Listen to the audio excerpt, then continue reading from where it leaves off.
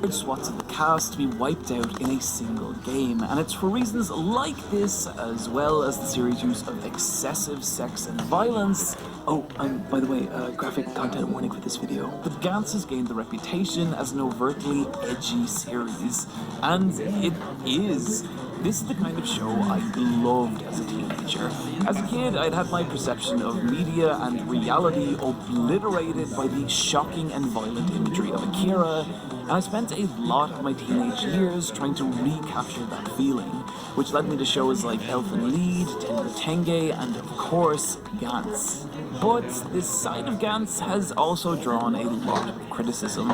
I've seen more than one person argue that this is a series of unmitigated trash. And while I actually can sympathize with those criticisms, as you can guess by the existence of this video, I do think there's some genuine heart to this series, and that is what I want to talk about today.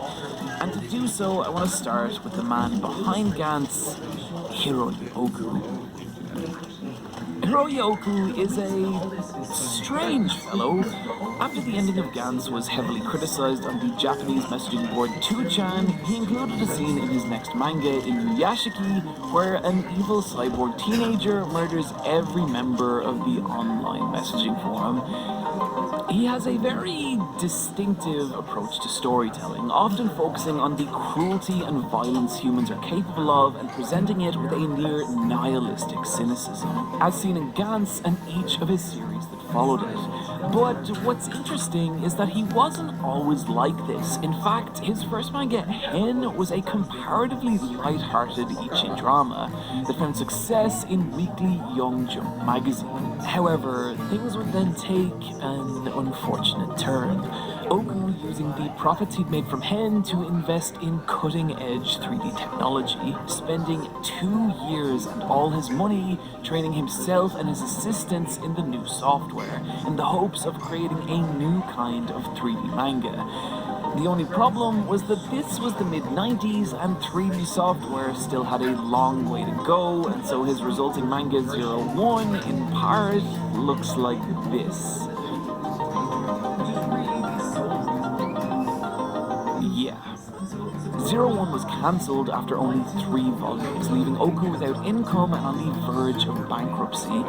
And I have to wonder if the desperation of that situation contributed to the bleaker tone of Gantz, and perhaps why its struggle for survival feels so real. Because for Oku, it was. There's a cynicism that runs through every part of Gantz, never more apparent than in its main character, Kei Kurono. And Kurono kind of sucks. He's cynical, isolated, and bitter, having separated from his family with no friends or anyone he can even really talk to. And because of this, he's grown apathetic and cold, only seeing other people for how they can benefit him, even abusing the trust other people place in him for his own ends. And because of this, it's very easy to dislike Kurono, especially in Gantz's early chapters. But after a little while, what becomes apparent is that he's a product of the world around him. Kurono's school, for example, is presented as this Darwinian nightmare where older students sow violence and humiliation among their younger peers. One particular early story arc involving an upperclassman known as the Dentist, who tortures his classmates by ripping out their teeth and collecting them. This is the world of Gantz. It presents society at its most bleak and callous. And because of this, it's easy to see how Kurono has become what he is.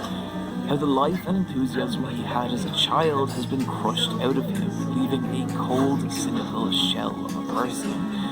And in understanding this, it gives us a believable baseline from which we can watch Kurono grow over the course of the story. And that's a growth that starts when he's drawn into the game of Gantz. While being summoned by Gantz is initially a very bad thing that forces Kurono to face unimaginable horror, it also does something else. It shatters Kurono's isolation, forcing him into contact with the other participants of the game, their only hope for survival being to work together to overcome whatever danger the night brings.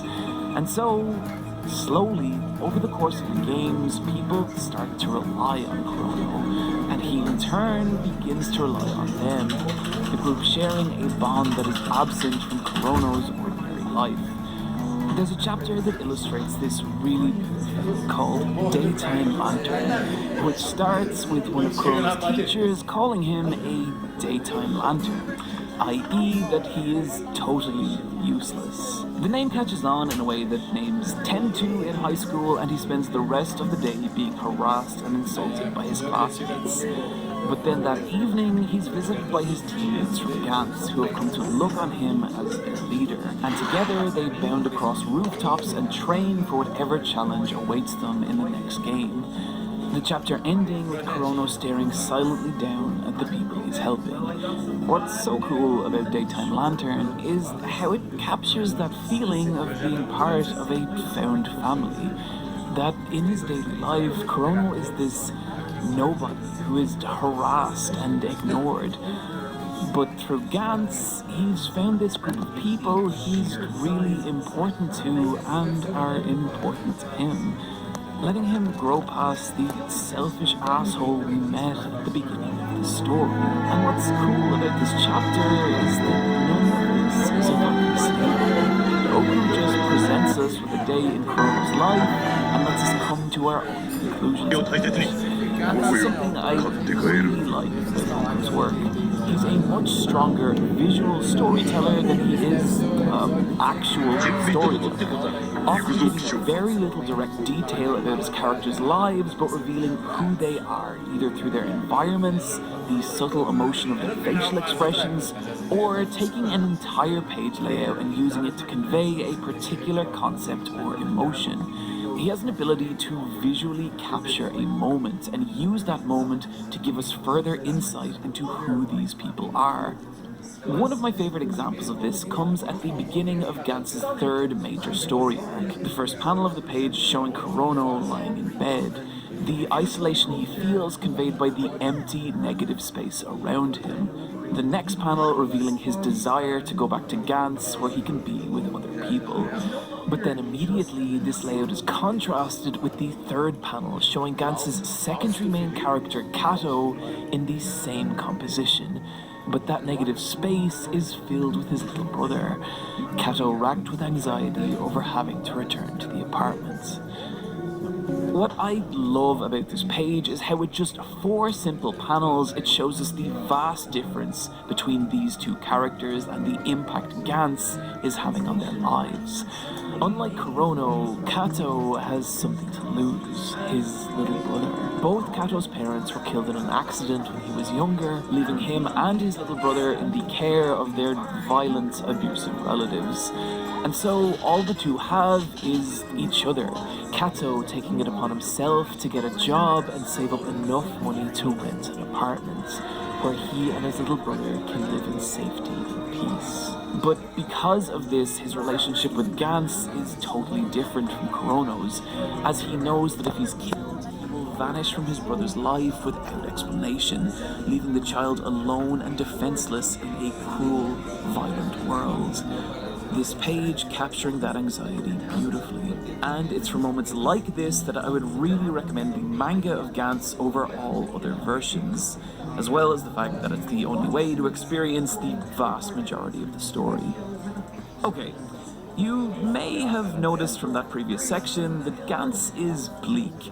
Really, really bleak. But part of what makes it such a strange series is that this is only one side of Gantz. The other being that it's totally fucking insane. And to help illustrate this, I'm going to bring back one of my favorite sections. Here's a few out of context moments from Gantz. One of the later battles involves our heroes being attacked by Salvador Dali's 1936 surrealist painting, Soft Construction with Boiled Beans. There is a cute frog who steals people's shoes, who is also a nightmarish hell creature. One of the participants of Gantz is a panda who forms a loving, meaningful relationship with a serial killer. George Clooney is there. This panel happens. And finally, one of the aliens encountered. This panel happens. And finally, one of the aliens encountered is a robotic version of the 1970s Japanese folk singer Seiji Tanaka, who sings his songs in a creepy robotic voice and is piloted by